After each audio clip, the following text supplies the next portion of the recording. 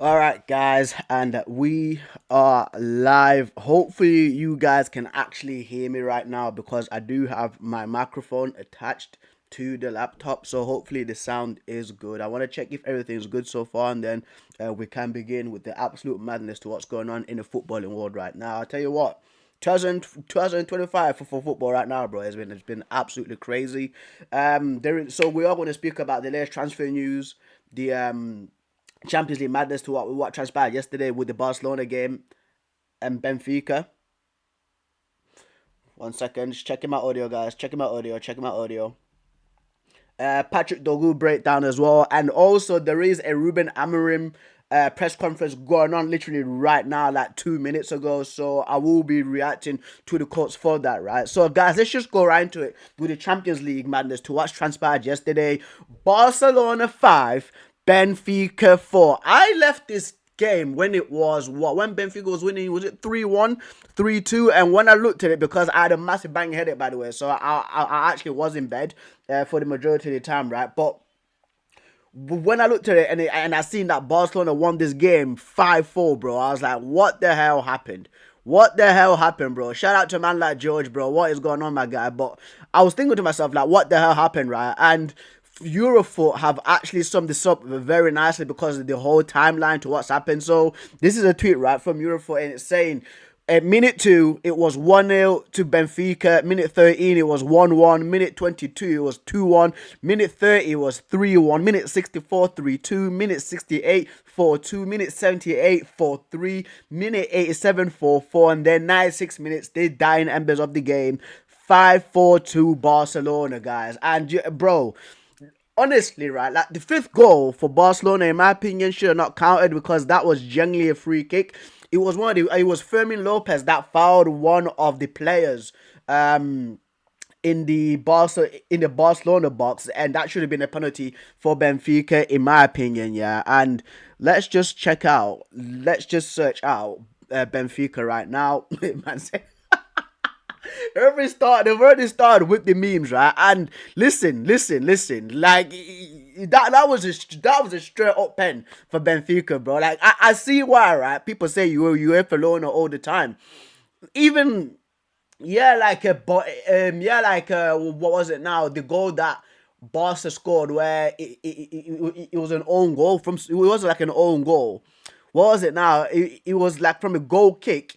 It was Trubin, the goalkeeper for Benfica. He's literally just smashed the ball. It's hit Rafinha in the head and it just bounced in, dude. It was just, that game was so weird, right? But it's why the Champions League was created for games like that, right? So let's continue, bro. Let us continue, mate. Let's continue and see more fan reactions for this. So the European lad says the hype and praise Pedri is receiving this morning after that historical Champions League performance versus Benfica is something else. Is truly seen as one of the best midfielders in the world by people. Yeah, bro. And for me, it was the header that Eric Garcia scored in the final. No, to make it 4-4, right? It was an assist from Pedro, and it was a brilliant ball, absolutely brilliant ball, mate. George says it was a game full of flaws, but it was also an epic game. Yeah, bro, it was a terrific game, absolutely terrific game, right? Let's put so I can get more reactions, more reactions, matey. Yeah, Barcelona, Barcelona up there another club Champions League nights. I'm hearing of me 1,000 years. Sorry, I had to be you today. Yeah, bro. Like Barcelona have gone away with a lot of things. They've gone away with a lot of things, man. Uh,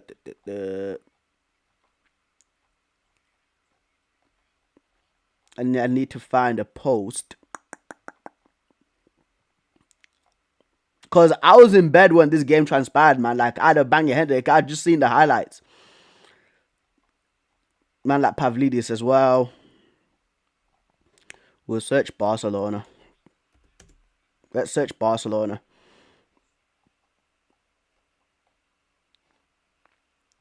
Right, let's see. Let's check out what one football has to say. Rafinha has been named this season for Barcelona. 30 games, 22 goals, 11 assists. He's just lucky if I'm nothing but. Bro, like, Rafinha's been outstanding this season, right? But it's just the two goals that he scored, the first one that he scored, like that absolutely stupid header, where it's such a strange goal because it's rare kind of goals like that happen where Truman just kicks the ball, hits his head, and he just goes in. You get what I mean? Like it's. Do you see the game, George, bro? No, I had a headache, fam. I had a headache, bro. Where am I? I was literally taking pills, bro. So I was in bed. So I caught all the highlights. I literally caught all the highlights, bro. I literally caught all the highlights, man. But yeah, dude, this all my days, mate. Angel Di Maria, we are not the first team to concede 5 goals from Barcelona. Oh, mate, this is crazy. New era in Barcelona. RMCF Extra says clear daylight robberies. Clear daylight robberies. The only way they somehow turn it around. Bro, I'm so happy Rafinha stole the shine from that boss, from the Benfica striker. He will be in the headlines on every sport paper for this week. If Real Madrid won what? If Real Madrid won how Barcelona did today, we've been seeing different headlines, robbery or deserved. Yeah. Imagine if Messi's teammates, but like the final goal, man. Like, cause all the goals, right, for Benfica was solid. Pavlidis going crazy. Even with like what's his name now, Robert Lewandowski as well, freaking scoring what 2 pens. He scored 2 penalties, didn't he? A ball from going to the right. One sec. Pedri. Let's check out Pedri's performance because apparently Pedri cooked. Apparently Pedri cooked. Right, Trey says I'm sorry I was blind, but I've seen the light now. Pedri is him. I remember getting pelters, by the way, saying that I'd rather have Pedri in my midfield than Jude Bellingham, bro. Pedri's an absolute magician. Is an absolute magician, bro. Right. Desmond Orris says you're compared New Telegram to him. God will judge you. Yeah, because I was in America with my cousins, and I did say that Pedri for me was a better player than Jude Bellingham. It's just what it offers as well, like the football IQ, right? Knowing when to pass the ball, and again, like inviting players right onto your forward press to actually beat guys, taking 2 or 3 players out of the game. He's absolutely insane. He's an absolutely insane player, dude. I remember 3 years ago where it was a goal like versus Valencia where I'm thinking that's almost Iniesta. Like he's literally like a reincarnation of Iniesta. Like for me, I said it, like Barcelona found their replacement, right? Found their Iniesta replacement in Pedri, fam. He's so sick, absolutely so sick, mate. Right, Football is Awesome says for those of you you just realizing now, I feel sorry for you. You missed out on something great. We've been saying this since 2020, back when we played Juventus. The guy was barely 19 years old, already balling out. Yeah, and if you guys remember too, right, there was a whole period too, right, where Pedro was like it was like 2020 when the Olympics was in. I think it was in either in Tokyo. Yeah, he was in Tokyo, and he played in the Olympics, played in the Euros, and played the entire season for Barcelona. That was crazy to how many amount of games that he played, mate. It's mental. Absolutely mental. But let's continue with Pedro though, mate. Right. ESPN FC says, is there a better midfielder in the world right now than Pedri? In the 90 minutes versus Barcelona, 97 out of 108 passes complete, 90% pass percentage, 1 assist, 6 chances, 3 out of 4 ground duels, 17 passes in the final third.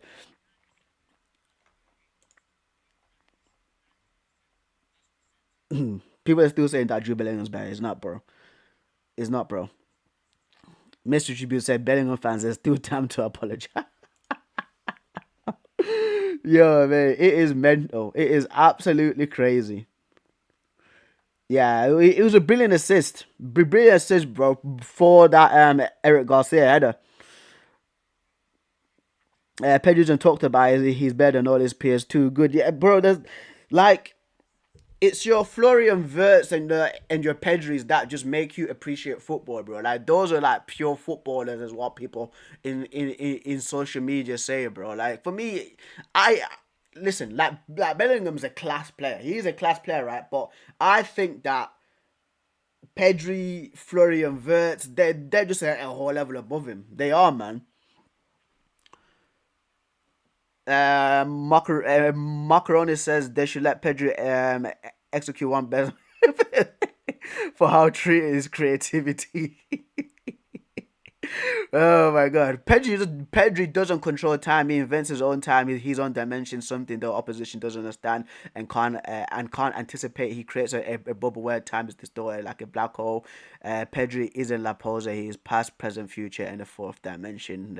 So, okay, it's a good way of summing him up, saying that he actually knows how to pick out spaces and actually control tempo, right, on the pitch, because like the best players, your Pirlos, your Modric's, your Iniestas, your Xavis, your Toni Kroos's, like your David Silvas, like the Bastian Schweinsteigers, right? Like these sorts of players where they make it look like they've got infinite amount of time on the pitch when they've got the ball, right? But there's a whole lot of madness is going on around them. A team is pressing them hard, and they just know again when to hold on to the ball, when to release the ball, bro, when to play 1-2 touches, dude, not knocking balls around the corner, taking players out, right, for taking out, right, opposition players, like about five of them with like one pass, dude. Like players like this, I love. It's all like players who play with their brain, right, rather than their physicality, are always like the best players, dude. This is why, like, when a majority of American people say, "Oh, if we."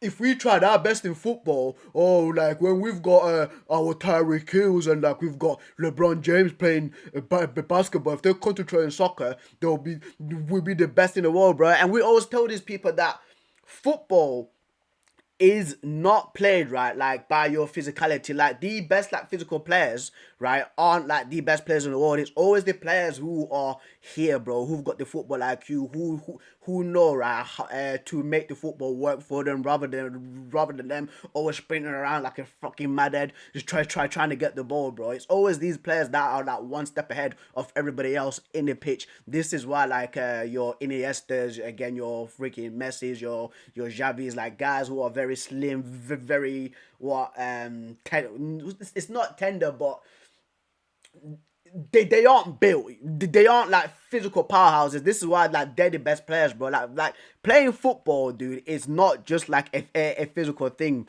and that's what a lot of people need to realize. Generally, do, mate.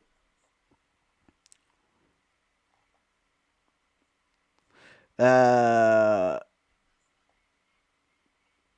the Right, let's move on. Let's move on. There's actually a lot of things to do today. I want to give praise again to Adamola Lookman. I want to give praise to Lookman because the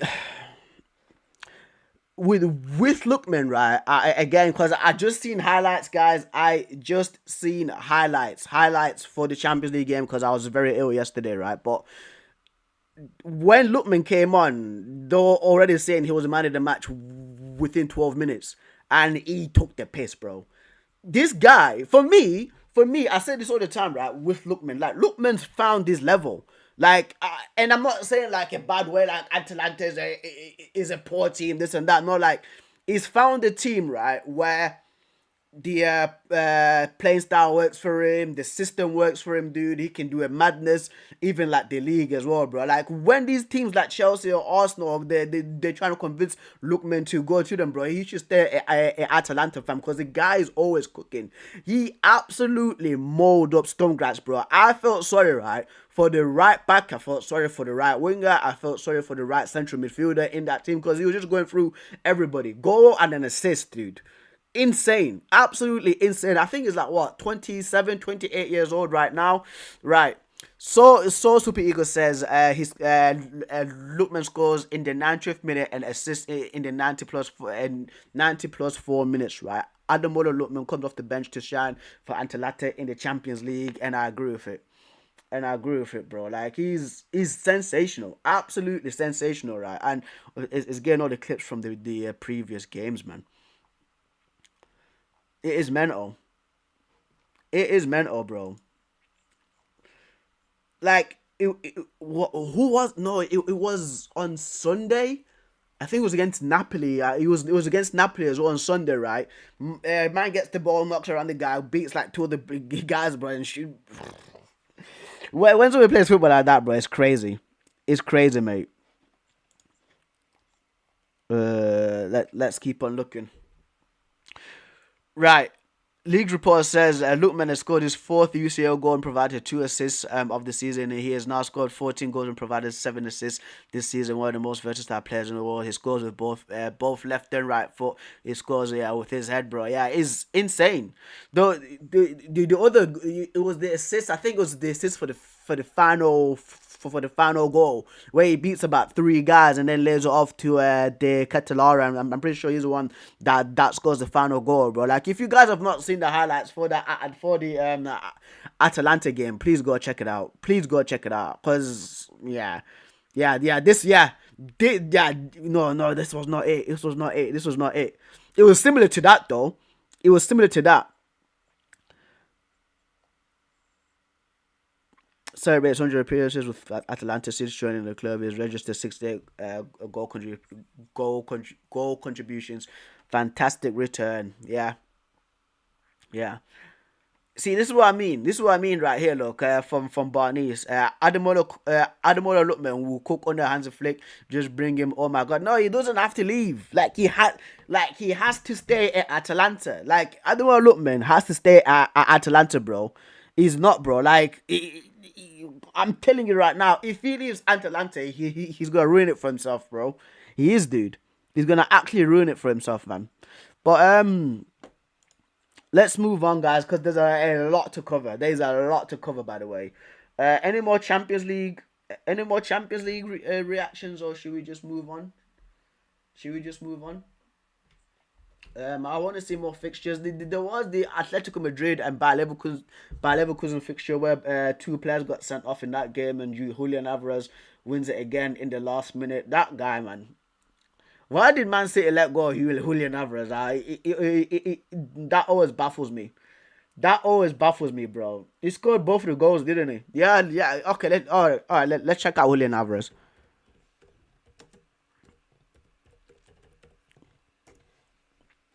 Let's check out Julian Alvarez, bro. Julian Alvarez has enjoyed the Champions League this season. 7 games, 5 goals. And it's also Jack Grealish as well. Jack Grealish to Julian Alvarez following last night's win. What a player you are, Julian. Yeah, bro.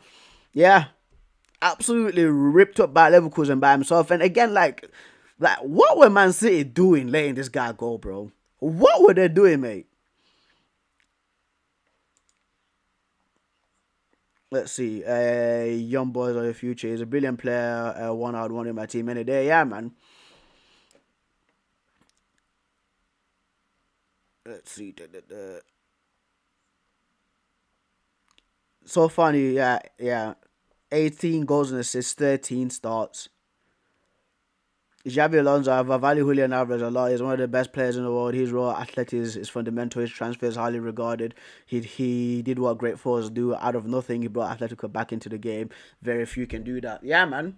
Very few players can do that. Especially like lethal, ruthless finishers, left foot, right foot, headers, speed, strength, insanity. Absolute insanity, mate.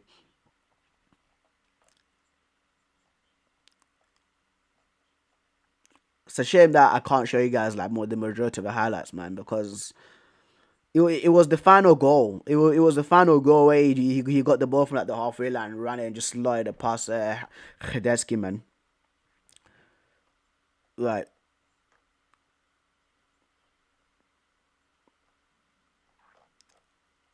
Let's see. Alongside Cole Palmer, letting Julian Alvarez out of the door is one of the reasons why Man City are where they are. Yeah, yeah. Guardiola says, but no, because of tons of injuries. You shut up, bro. You actually need a freaking attacker like Julian Alvarez, bro, because that's why he brought in Omar Mamouche.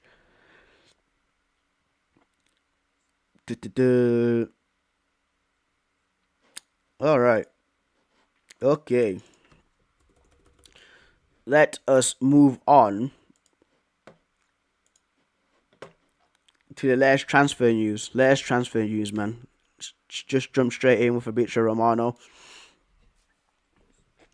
Or should we check? Is there? Wait, 1 second. Actually, oh, the Man United there we go. There we go. There we go. The United thing is actually filtering in right now. The press conference quotes. Right.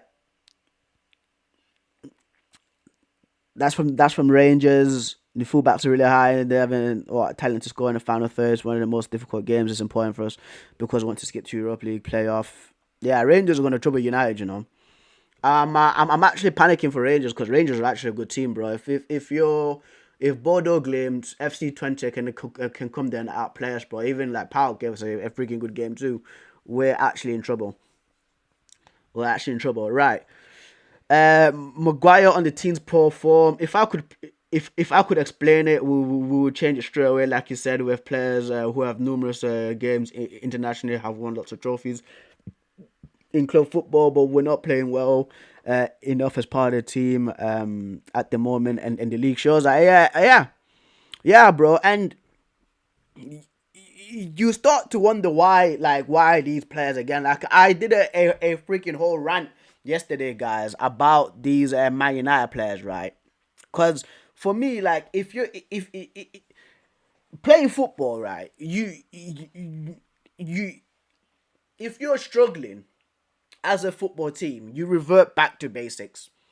If you're a right back, right, and I know that Ruben Amorim has got a right wing back. He plays with a right wing back thing right now, but it's no different to what Dallo was doing last season. It's not different to what Mazraoui was doing last season, right? Like for Bayern Munich, like if you know that you're playing fullback, fam, like just do what a fullback friggin' did, bro.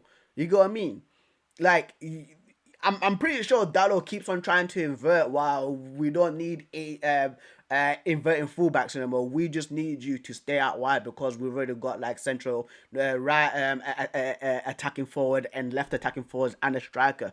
We don't need freaking our fullbacks to invert anymore, bro. Revert back to basics. Same thing with midfielders. You know what you're supposed to do. Bomb up and down, bro. Box to box. Like, it's not rocket science. Centre backs, all you just have to do is prevent people from fucking scoring goals, bro, and actually working together, reading the line, breaking up passes, winning headers, bro. Stop conceding corners. Strikers, put the ball in the back of the net. Hold up the ball. I can't believe I'm saying this. Hold up the ball, right, and make eluding runs against defenders. Don't try to wrestle them, because if you're trying to wrestle them, right, and you're here with them, bro, they know they know where you are because you're holding on to them. Run off their blind spot. Run behind them. If you're behind them, right, and you see Ahmad or Bruno about to whip in the ball, you dart in front of them to the front post, fam. You get what I mean? Like, I do honestly, right? Do these players genuinely watch other, like? If I were like Ambrim or something, I would get Rasmus Højlund, right?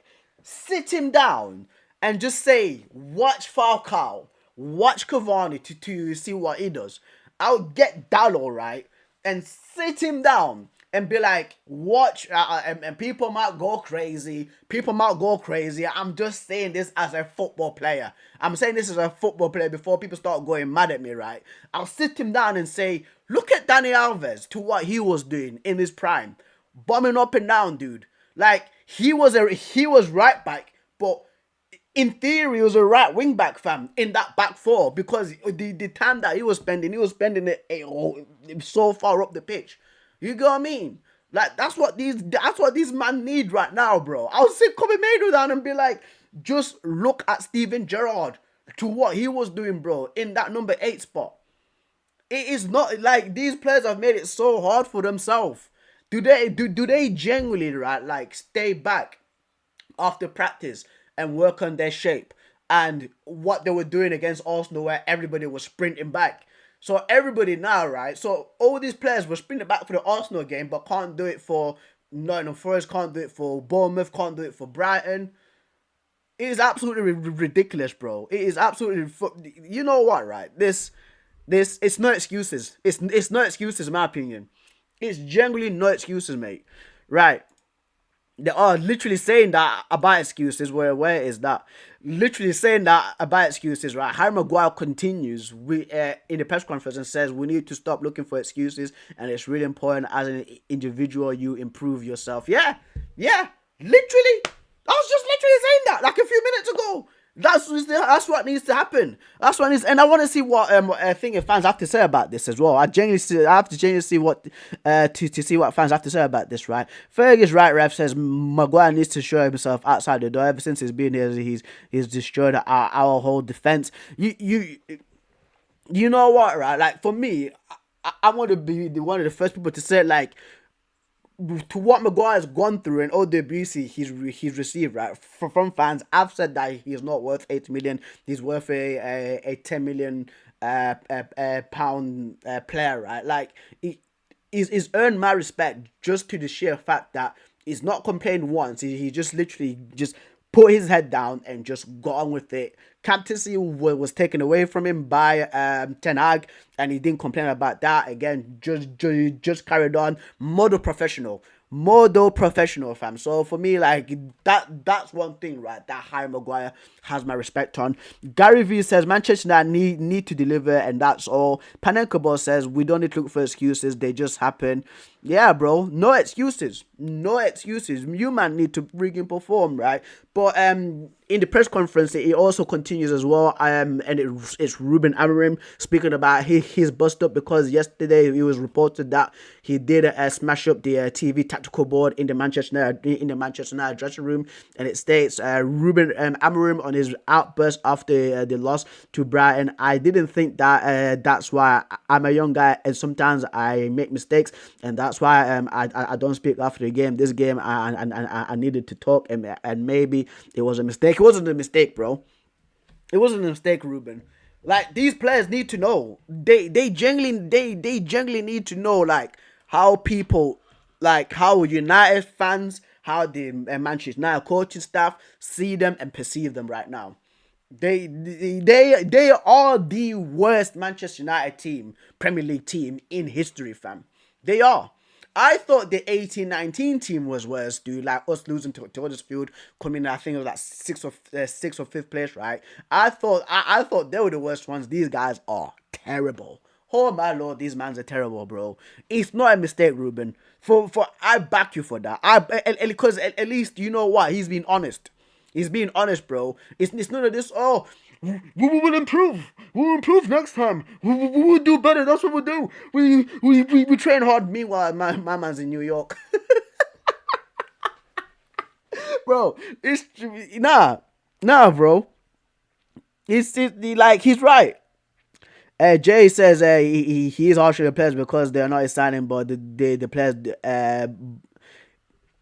J3B says he is harsh on the players because they are not signing, but does the players deserve the harsh comments? Yes, yeah, bro, yeah, yeah.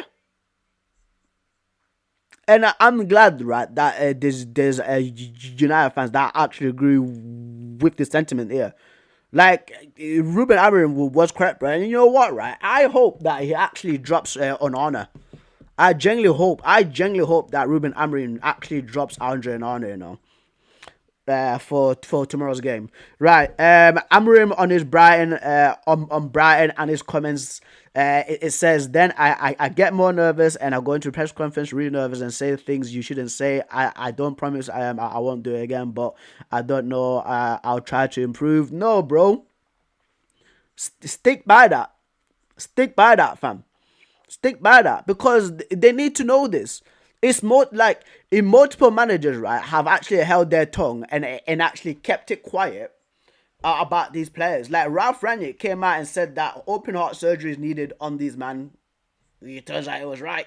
Turns out he was right, bro. And if somebody right would have said this like 3 years ago, people say, "How dare he say this about these upstanding players, these model professional players, dude?" No, like they're terrible. They're terrible, bro. They actually some.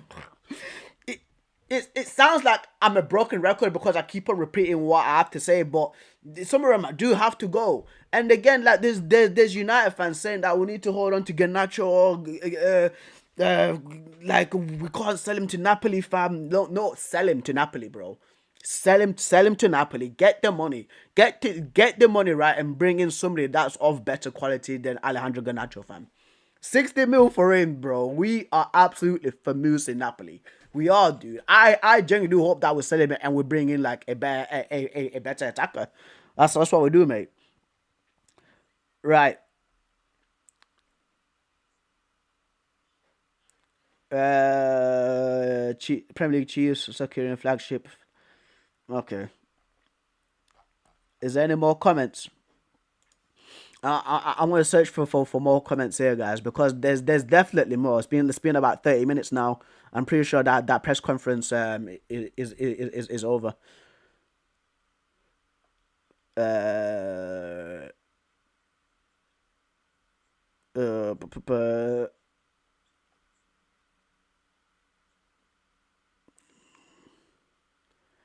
right, Xerxes and use a new one.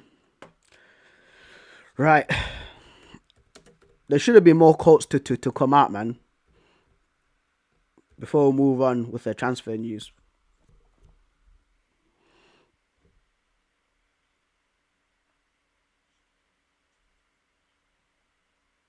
Uh, let's see.